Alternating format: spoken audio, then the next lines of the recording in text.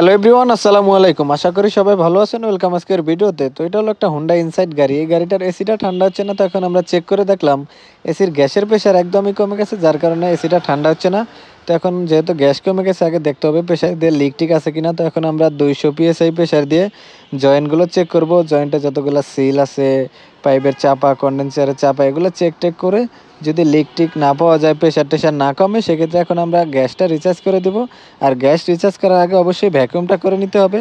তো আপনার যে কোনো গাড়ি হোক, এসির গ্যাস কমে গেলে গ্যাস যখন রিচার্জ করবেন অবশ্যই ভ্যাকুয়ামটা করে নেবেন। তো এখন আমরা ভ্যাকুয়ামটা করতেছি। ভ্যাকুয়ামটা করার মাধ্যমে কম্প্রেসার অয়েল দিলাম, এখন আবারও ভ্যাকুয়াম করতেছি। দেখেন পাইপের ভিতরে যত হাওয়া আছে সব হাওয়াগুলো এখন বাইরে বের হয়ে আসতেছে। আর এই পাইপটা একদম একেবারে চিপা লেগে গেছে দেখেন।